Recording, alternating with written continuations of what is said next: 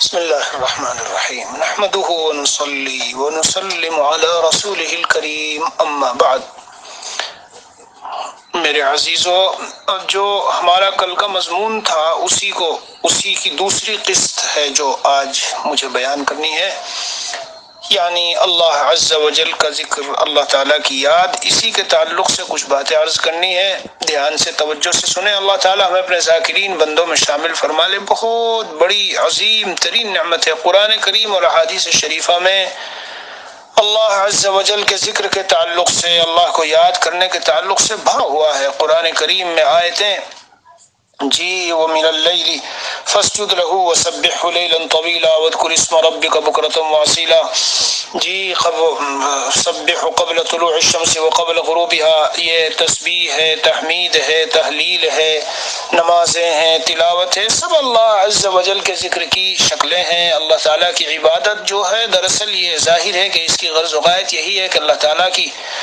عظمت، بڑائی، اللہ کی کبریائی، اللہ کی تمجید و تقدیس و تحمید، یہ سب چیزیں، یہ سب اللہ تعالیٰ کے ذکر کی شکلیں ہیں۔ بہرحال تو کچھ باتیں میں نے کل عرض کی تھی، آج بھی کچھ باتیں عرض کرنا چاہتا ہوں۔ میرے عزیزو، نبی اکرم صلی اللہ علیہ وسلم کی سنتوں میں سے ایک سنت یہ ہے، غور سے سنیے، نبی کریم صلی اللہ علیہ وسلم کی سنتوں میں سے ایک سنت یہ ہے کہ کان رسول اللہ صلی اللہ علیہ وسلم یذکر اللہ علی کل احیانہ، حضور اقدس صلی اللہ علیہ وسلم ہر لمحہ اللہ تعالیٰ کو یاد فرماتے تھے، ہر آن، ہر گھڑی۔ جیسے آپ علیہ السلام ہر گھڑی طہارت کے ساتھ رہتے تھے پوری زندگی، تو اسی طرح سے آپ علیہ السلام ہمیشہ اللہ تعالیٰ کی یاد میں رہتے تھے۔ اب ہمارے اکابر اولیاء اللہ مشائخ کا حال بھی دیکھ لیجئے، جن حضرات کی زندگی میں صحیح معنی میں اتباع سنت ہے، ان کا حال یہی ہے کہ وہ ہر وقت اللہ کی یاد میں رہتے ہیں۔ تو اب سوال یہ ہے کہ کیا میں اور آپ، ہم اور آپ بھی ایسی زندگی اپنا سکتے ہیں آسانی سے؟ آپ کے ذہن میں حدیث کو سننے کے بعد آئے گا کہ بھئی یہ تو خالی آدمی ہو تو کر سکتا ہے ایسا، ورنہ ہم جیسے مشغول آدمی کے لیے تو بڑا مشکل ہے۔ میرے عزیزو، ایسا نہیں ہے۔ نبی علیہ السلام کی جو یہ سنتیں ہیں، یہ ہمارے اپنانے ہی کے لیے ہے، اور ہم اس طرح کی زندگی گزار سکتے ہیں کہ ہر آن، ہر لمحہ اللہ تعالیٰ کو یاد رکھے۔ 2-3 مہینے قبل میں نے اللہ تعالیٰ کی یاد کی کچھ قسمیں بتائی تھی، تو وہ بتاتا ہوں اور پھر آپ کو سمجھاؤں گا کہ ہم اللہ تعالیٰ کو ہر لمحہ کیسے یاد رکھ سکتے ہیں۔ میرے عزیزو، ایک ذکر ہے ذکر قولی، ایک ہے ذکر عملی، ایک ہے ذکر قلبی، اور ایک ہے ذکر فکری۔ ذکر قولی یعنی زبان پر اللہ کی یاد ہو، جیسے کل میں نے بتایا کہ لا الہ الا اللہ زبان پر ہے، استغفار زبان پر ہے اور زبان اس کے ساتھ تر ہے، لا یزال لسانک رطبا من ذکر اللہ، زبان اللہ کی یاد سے تر ہے، زبان پر ذکر چل رہا ہے۔ کوئی سا بھی ذکر چل رہا ہو، توبہ، استغفار، کلمہ، درود شریف، لا الہ الا اللہ، افضل الذکر لا الہ الا اللہ ہے، تو عام طور سے اکابر بزرگان دین کثرت کے ساتھ یہی ذکر کرتے ہیں۔ اور یہی وہ بات ہے کہ حضرت معاذ ابن جبل رضی اللہ عنہ نے، حضرت معاذ ابن جبل رضی اللہ عنہ نے یہ بات بتائی ہے کہ ان آخر کلام فارقت علیہ رسول اللہ صلی اللہ علیہ وسلم ان قلت، آخری جو میری حضور سے بات ہوئی، حضرت معاذ رضی اللہ عنہ فرما رہے ہیں، آخری جو میری حضور اقدس صلی اللہ علیہ وسلم سے بات ہوئی جس پر میں آپ صلی اللہ علیہ وسلم سے جدا اور علیحدہ ہوا، جی تو وہ کیا تھی؟ وہ یہ تھی کہ میں نے آپ صلی اللہ علیہ وسلم سے ایک سوال کیا۔ غور سے سنو میرے بھائیو، سوال کیا کیا کہ ای الاعمال احب الی اللہ، اللہ عز و جل کی بارگاہ میں بہت سے نیک اعمال ہیں، خیر کے کام ہیں، دین کے کام ہیں، لیکن سب سے زیادہ پیارا اور سب سے زیادہ پسندیدہ کیا ہے؟ یہ سوال مختلف صحابہ نے کیا اور مختلف اعمال حضور اقدس صلی اللہ علیہ وسلم نے بتائے، حیثیتوں کے اعتبار سے، اشخاص کے اعتبار سے، اوقات کے اعتبار سے، وہ تفصیل ہے، اس میں ہمیں جانا نہیں، تو آپ مختصر سنو۔ نبی کریم صلی اللہ علیہ وسلم نے یہ ارشاد فرمایا، غور سے سننا بھائی، ان تموت ولسانک رطب من ذکر اللہ، تمہیں اس حال میں موت آئے کہ تمہاری زبان اللہ کے ذکر سے تر ہو، اللہ کے ذکر سے تمہاری زبان تر ہو، اس حال میں تمہیں موت آئے، یہ اللہ تعالیٰ کو بہت زیادہ پسند ہے، سب سے زیادہ احب الاعمال۔ حضرت مفتی محمود الحسن گنگوہی فتح و محمودیہ والے یہاں تشریف لائے ہوئے تھے، دارالعلوم نیو کاسل میں، دارالعلوم ہے ایک وہاں، جی میرے خسر پڑھاتے بھی تھے وہاں۔ بہرحال بہت سے علماء بیٹھے تھے، تو ایک عالم وہ بھی دنیا سے چلے گئے، بڑے اللہ والے تھے، انہوں نے حضرت مفتی محمود الحسن گنگوئی رحمۃ اللہ علیہ سے سوال کیا، میرے عزیزو غور سے سننا اور عمل میں لانا، اللہ مجھے آپ کو ہم سب کو عمل کی توفیق عطا فرما دے، اصل تو عمل ہی تو ہے بھائی۔ ہائے ہائے، یہ جنہوں نے سوال کیا تھا میرے بڑے جگری دوست تھے، بہت محبت تھی، بہت ہی تعلق تھا، جی ہاں، تو اور حضور پاک صلی اللہ علیہ وسلم کی زیارت ہوا کرتی تھی، نیک آدمی تھے بہت، انہوں ہر وقت یہ ڈرتے رہتے تھے کہ خاتمہ خیر پر، خاتمہ ایمان پر کیسے ہو۔ تو حضرت مفتی محمود الحسن گنگوئی رحمۃ اللہ علیہ سے سوال کیا، تو حضرت نے حدیث شریف پڑھی، اور حدیث شریف میں یہ تھا کہ من کان آخر کلامہ لا الہ الا اللہ دخل الجنہ، جس کا آخری کلام لا الہ الا اللہ ہو جنت میں چلا جائے گا۔ تو انہوں نے سوال کیا کہ حضرت میں سمجھا نہیں اس کا ایمان کے خاتمے سے کیا تعلق ہے؟ تو حضرت مفتی محمد الحسن گنگوہی نور اللہ مرقدہ نے جی بیان فرمایا اور تشریح فرمائی کہ بھائی مولانا، اس کا خاتمہ بالخیر سے اس طرح تعلق ہے کہ جب یہ کہا جا رہا ہے کہ جس کا آخری کلام لا الہ الا اللہ ہو تو وہ جنت میں جائے گا، ٹھیک ہے، تو جو شخص اپنی زندگی کے ہر لمحے میں اللہ تعالیٰ کے ذکر کو زبان پر جاری کیے ہوئے ہو اور اس کی زبان ذکر اللہ سے تر ہو، تو ظاہر ہے انہی گھڑیوں میں سے کوئی گھڑی، انہی دنوں میں سے کوئی دن اور انہی اوقات میں سے کوئی وقت ہوگا جب ہماری روح نکلے گی۔ تو گویا روح نکلنے کے وقت میں جب ہماری روح نکل رہی ہے اور زبان کو اتنی عادت ہو گئی اللہ کے ذکر کی کہ وہ ہر وقت زبان پر ذکر اللہ جاری رہتا ہے، تو جب روح نکل رہی ہوگی تو ادھر ذکر اللہ جاری ہوگا۔ اور حدیث شریف میں آیا کہ آخر کلام جس کا لا الہ الا اللہ جنت میں، تو آپ جنت میں چلے جائیں گے، تو مطلب یہ نکلا ایمان پر خاتمہ نصیب ہو جائے گا۔ میرے عزیزو، جب بندہ اللہ کے ذکر کرتا رہتا ہے تو اللہ عز و جل کی خصوصی تائید اور خصوصی مدد اور خصوصی معیت اللہ کی ان اللہ عز و جل یقول انا مع عبدی اذا هو ذکرنی وتحرکت بی شفتاہ، میں اپنے بندے کے ساتھ ہوتا ہوں جب وہ بندہ مجھے یاد کرتا ہے اور میری یاد کے ساتھ اس کے دونوں ہونٹ ہلتے رہتے ہیں۔ اب اللہ تو سب کے ساتھ ہے، تو مطلب یہ ہے اللہ تعالیٰ کی خصوصی مدد، اللہ تعالیٰ کی خصوصی معیت، اللہ تعالیٰ کی خصوصی تائید، اللہ تعالیٰ کی خصوصی نظر رحمت و کرم اس بندے کے ساتھ ہوتی ہے۔ اور اس حدیث شریف میں صاف آیا وتحرکت بی شفتہ، ہمارے بہت سے کابر ایسے گزرے ہیں اولیاء اللہ کے، ذرا دیر کے لیے بھی انہوں نے ذرا دیر کے لیے بھی ہونٹوں کو بند کرنا گوارا نہیں کیا کہ میں ہونٹ روک لوں تھوڑی دیر کے لیے بھی، کیونکہ اتنا وہ فرماتے تھے میرا اتنا نقصان ہے، میں اس نقصان کو برداشت نہیں کر سکتا ہوں کہ میرے ہونٹوں پہ اللہ تعالیٰ کا ذکر جاری نہ ہو۔ بہرحال میں عرض کر رہا تھا کہ ہم بھی ہر حال میں اللہ تعالیٰ کے ذاکر ہو سکتے ہیں، ہر زندگی کے ہر لمحے اللہ کو یاد کر رہے ہیں۔ اس کی ایک توجیہ محدثین علماء نے بزرگوں نے لکھی ہے، جتنی صبح سے شام تک کی دعائیں ہیں ایک حالت سے دوسرے حالت میں منتقل ہونے کی، میرے عزیزو ان تمام دعاؤں کی پابندی کرنے پر محدثین نے لکھا ہے بعض شارحین نے کہ یہ شخص ہر لمحہ اللہ کا ذکر کرنے والوں میں شمار ہوگا۔ یعنی گھر میں داخل ہوا تو اللہ کا ذکر کیا نہ، اور دعا پڑھی اور پھر سلام کیا، اور نکلا تو دعا پڑھی، ٹوائلٹ میں گیا دعا پڑھی، نکلا تو دعا پڑھی، مسجد میں گیا تو دعا پڑھی، گھر سے نکلا تو اس طرح کی جو 24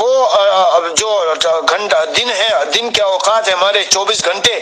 ان گھنٹوں میں جتنے اعمال ہم کرنے جا رہے ہیں، جو بھی کام کرنے جا رہے ہیں، ان کی جو دعائیں اگر پڑھ رہے ہیں تو سمجھ لو کہ ہم 24 گھنٹے اللہ تعالیٰ کو یاد رکھنے والوں میں شامل ہے، 24 گھنٹے اللہ تعالیٰ کو یاد رکھنے والوں میں شامل ہے اور اللہ تعالیٰ کے ذکر میں شامل ہے۔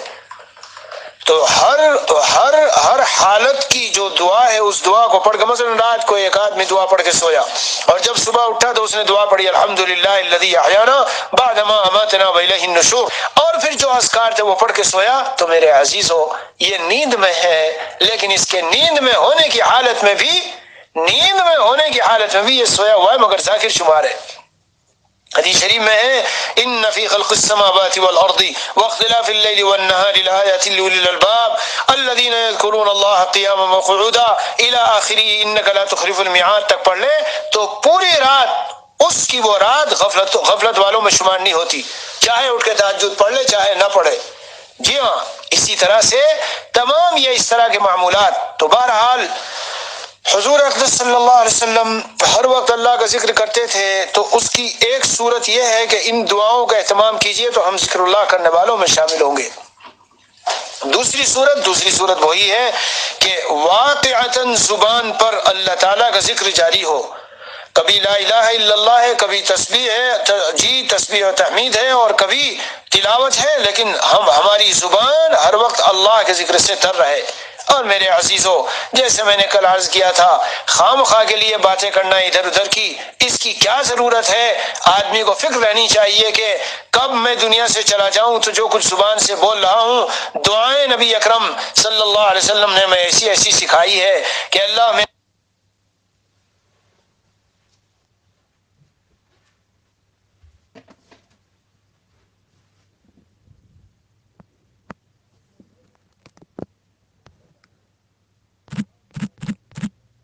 میرا ہر بول جو ہے وہ ذکر بن جائے، ہر نظر میری عبرت بن جائے، جی، اور ہر فکر میری جو ہے وہ سامان نصیحت ہو جائے۔ تو بہرحال ایک تو یہ شکل ہے، اور دوسرے میں جو عرض کر رہا تھا کہ ذکر کی چند قسمیں ہیں۔ ایک تو ذکر زبان سے ہے، یہ ابھی میں نے جو کچھ بتایا، اور ایک ذکر قلبی ہے، دل میں اللہ کو یاد کرنا۔ یہ ایسا عظیم الشان ذکر ہے اور اس کی ایسی فضیلت ہے اور اتنا ثقیل اور بھاری ہے یہ میزان عمل جو ہماری تولی جائے گی۔ جو حدیث شریف بخاری کی آپ حضرات اکثر جو شوق رکھنے والے ہیں وہ سنتے ہوں گے ختم بخاری میں، جی قیامت کے دن ایک وقت ایسا آنے والا ہے، حساب و کتاب ہوگا اور میزان عمل میں ان اعمال کو ہمارے رکھا جائے گا۔ اسی لیے اخلاص کے ساتھ کہا ہوا، اخلاص دل کی گہرائی سے اخلاص کے ساتھ کہا ہوا، جتنے اخلاص سے کلمہ لا الہ الا اللہ ہوگا اتنا ہی اس کا وزن اور تمام اعمال میں وزن۔ بھائیو سنو، جب یہ بات نکلی تو عرض کر دوں، ہمارے تمام اعمال میں وزن جتنا اخلاص اور للہیت اور خشوع و خضوع اور استحضار جتنے درجے کا ہوگا اتنا زیادہ پیدا ہوگا۔ وہ جو حدیث بطاقہ ہے کہ ایک آدمی کے 99 رجسٹر جو ہے وہ گناہوں کے ہوں گے اور ایک جس میں لا الہ الا اللہ ہوگا، اس کی محدثین نے یہی توجیہ کی ہے۔ یہ کلمہ لا الہ الا اللہ کو دل کے اخلاص سے کہنا یہ بہت عظیم الشان وزن رکھتا ہے۔ ہاں، ایک روایت میں یہاں تک آیا ہے کہ نبی اکرم صلی اللہ تعالی علیہ وسلم کا ارشاد ہے، من قال لا الہ الا اللہ مخلصا، جو اخلاص کے ساتھ دل کی گہرائی سے اسے کہے تو دخل الجنہ۔ لیکن صحابی رسول صلی اللہ علیہ وسلم نے پوری امت پر احسان فرمایا کہ سوال کر لیا، آپ سب اور ہم سب سمجھیں گے، میں تو اخلاصی سے پڑھتا ہوں۔ ایک صحابی رسول صلی اللہ علیہ وسلم نے سوال کر کے پوچھا، قیل وما اخلاصها، اللہ کے رسول یہ بتا دیجئے کہ کلمے کا اخلاص ہے کیا مراد ہے کہ اخلاص کے ساتھ اس کو پڑھ لیا، کیونکہ بظاہر تو سبھی اخلاص کے ساتھ پڑھتے ہیں۔ تو نبی اکرم صلی اللہ علیہ وسلم نے جو جواب دیا میرے بھائیوں اسے سن لینا اور دل کی تختی پہ لکھ لینا اس کو۔ جواب یہ دیا، ان تحجزہ عن محارم اللہ، ہاں اللہ کے حرام کیے ہوئے کاموں سے کلمہ اس کو روک رہا ہو، دل کی گہرائی سے جب پڑھائے، ورنہ تو استخفاف کہلاتا ہے کہ کلمہ پڑھ بھی رہے ہیں اور اس کے ساتھ استخفاف کر رہے ہیں کہ کل علانیہ گناہوں میں ادھر بھی لگے ادھر بھی لگے ہوئے ہیں۔ فضائل اعمال سن لیے، اعمال کے فضائل سن لیے، لیکن سننے کے بعد کہ بس یہ تو سب کچھ معاف، اور جا کے ادھر ادھر کے ٹی وی میں اور دوسرے گناہوں میں بھی ہم لگے ہوئے ہیں۔ میرے عزیزو یہ کلمے کا اصل نفع جبھی ہے کہ جب ہم ان حرام کاموں سے بچ رہے ہوں۔ بہرحال ہے بہت عظیم الشان، سبحان کلمتان حبیبتان الی الرحمن خفیفتان علی اللسان ثقیلتان المیزان سبحان اللہ وبحمدہ سبحان اللہ العظیم۔ بڑے پیارے کلمے ہیں، یعنی پڑھنے میں بھی بہت لطف آتا ہے، ایسا لگتا ہے جیسے منہ مٹھائی سے اور حلاوت سے اور چاشنی سے اور لذت سے اور فرحت سے، دل فرحت سے اور سرور سے، اور دل و دماغ جو ہے وہ خوشبو سے معطر ہو گئے اور قلب و جگر منور اور روشن ہو گئے، اتنا لطف اور مزہ آتا ہے۔ اسی لیے میرے شیخ جلال آبادی نور اللہ مرقدہ نے ہمیں جو استغفار دیا تھا، میں نے اپنے چھوٹے سے اس رسالے میں لکھا ہے، ہم اپنے شب و روز کیسے گزارے اس میں دیکھو، معمولات یومیہ میں دیکھو، وہاں میں نے لکھا ہے سبحان اللہ وبحمدہ سبحان اللہ العظیم استغفر اللہ العظیم الذی لا الہ الا هو الحی القیوم اتوب الیہ۔ ہمارے حضرت شاہ مسیح اللہ جلال آبادی رحمۃ اللہ علیہ نے ہمیں جو استغفار کی تسبیح بتائی تھی تو وہ یہ بتائی تھی، فرماتے تھے پوری تسبیح پڑھو، اور اگر نہ پوری پڑھ سکو تو بہرحال معمول کا میرے عزیزو سنو، ناغہ نہ کیا کرو، غیر حاضری نہ کیا کرو۔ اگر پورا نہ ہو، کسی دن وقت نہیں ہے اور ایمرجنسی ہے، کوئی ایسی ضرورت پیش آئی ہے یا نیند نہیں ہوئی اور سونا ہے، وقت کم ہے، تو 10 مرتبہ پڑھ لو، اور اللہ سے امید رکھو، کیا امید رکھو اللہ تعالیٰ سے کہ ایک نیکی 10 کے برابر کی جاتی ہے، تو میرے اس ایک کو 100 کے برابر کر دیا جائے گا، کیونکہ مجبوری ہے، سمجھ رہے ہو میرے بھائیوں، کبھی بیماری ہے، کوئی مجبوری ہے، کوئی ایمرجنسی ہے، چھوڑو مت۔ تو بہرحال سبحان اللہ وبحمدہ سبحان اللہ العظیم خود اتنے پیارے کلمے ہیں، میں تو پیارے اپنے طور پہ بول رہا ہوں، لیکن حدیث شریف میں ان کے بارے میں یہی آیا ہی ہے، کلمتان حبیبتان الی الرحمن، اللہ عز و جل کو، رحمان کو بہت پیارے، تو ان کا پڑھنے والا پیارا بنے گا۔ نہیں تو اپنے پڑھنے میں جو لذت و سرور اور جو چاشنی اور حلاوت اور مٹھاس اور عجیب قلب کی عجیب یعنی اندر سے منہ میں خود ایسا لگتا ہے جیسے کوئی بہت شاندار میٹھی چیز اور کھا رہے ہو ہم، اور بڑا بڑا کیف قلب کو طاری ہوتا ہے۔ ان دونوں کلموں میں ایک ایسا خاصہ ہے، اس لیے پڑھا کرو بھائی،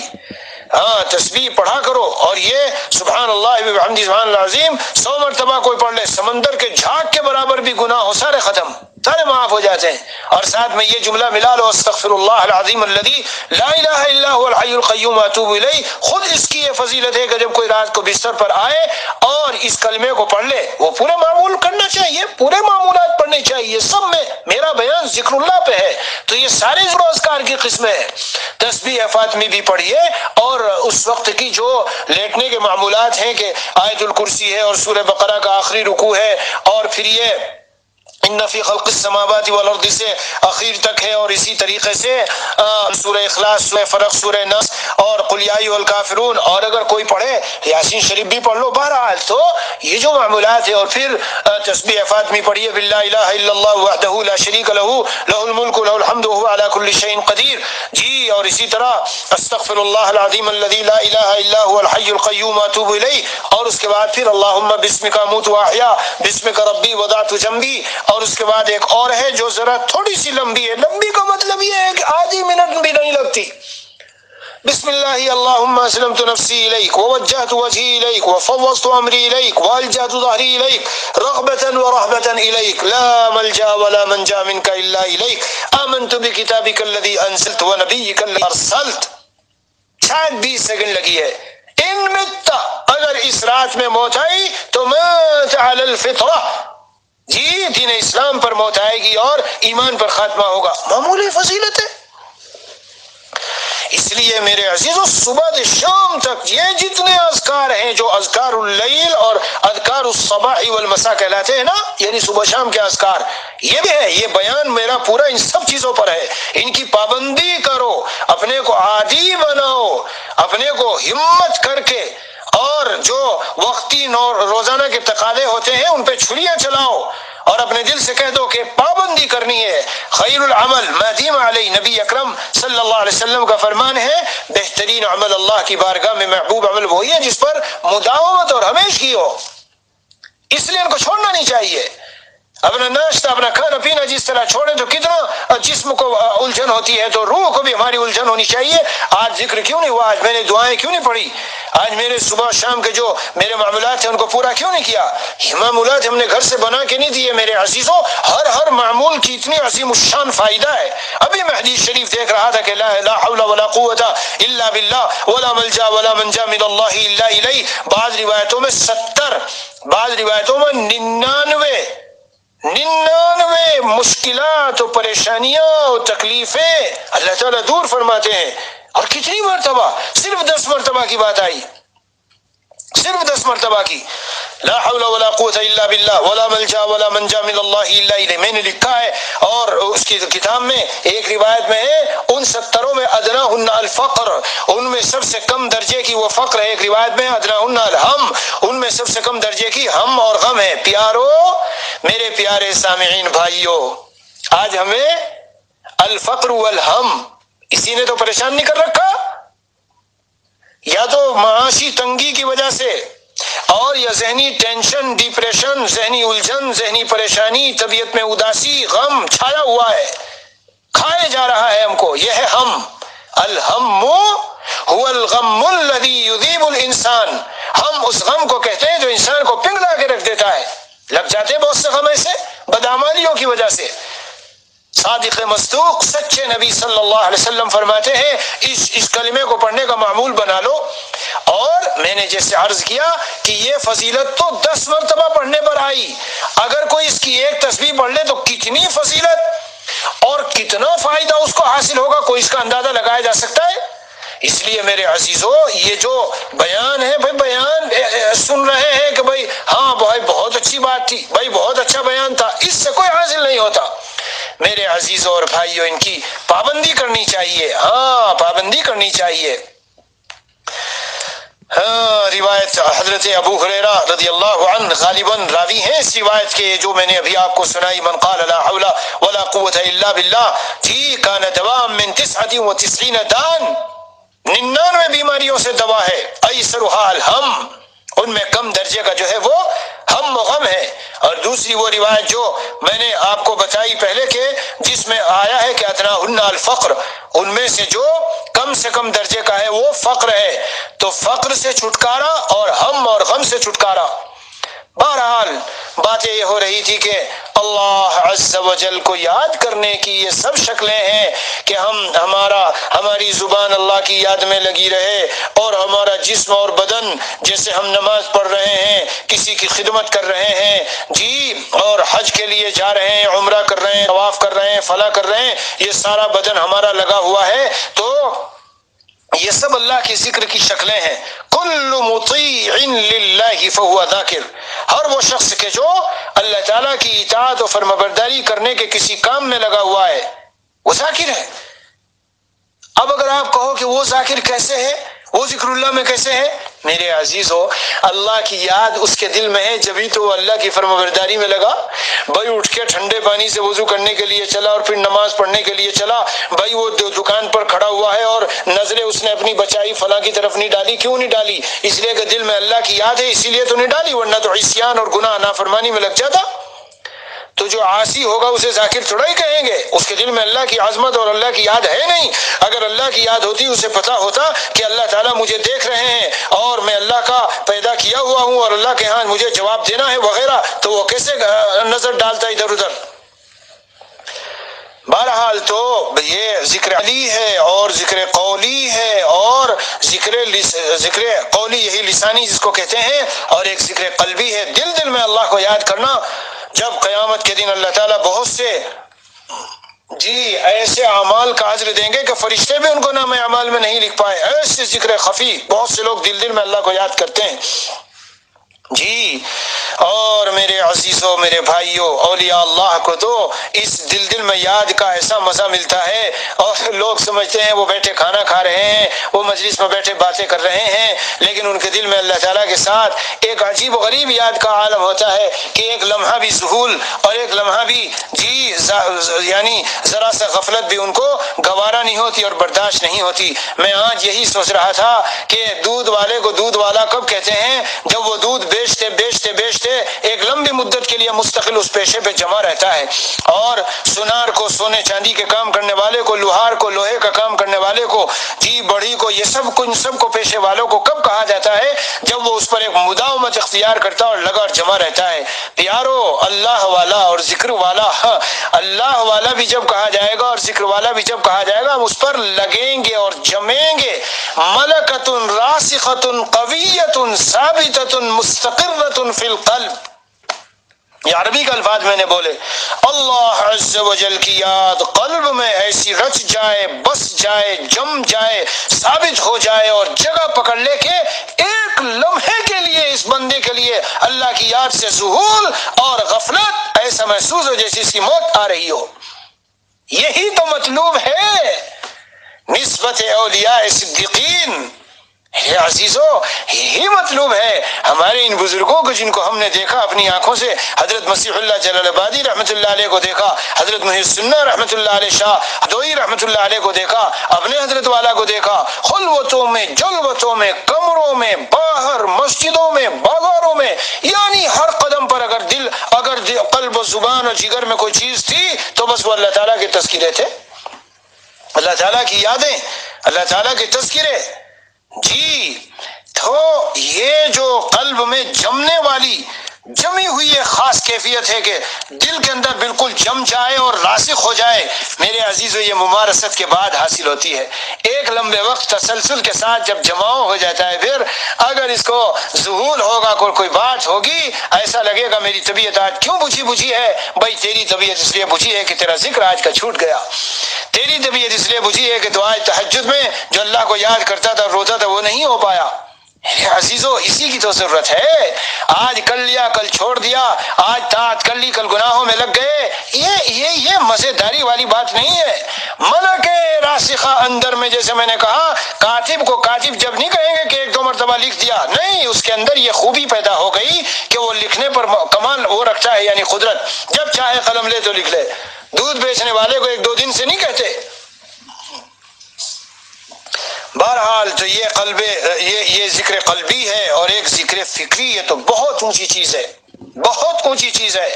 قرآن کریم میں اس کا ذکر آیا، وَيَتَفَكَّرُونَ فِي خَلْقِ السَّمَاوَاتِ وَالْأَرْضِ۔ ہمارے استاد جنہوں نے تفسیر پڑھائی حضرت مولانا عبد الرحیم بستوی رحمہ اللہ ہو گئے، وہ بھی اللہ مغفرت فرمائے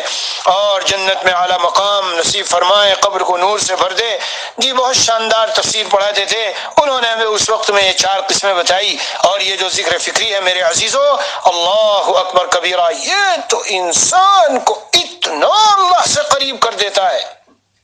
یعنی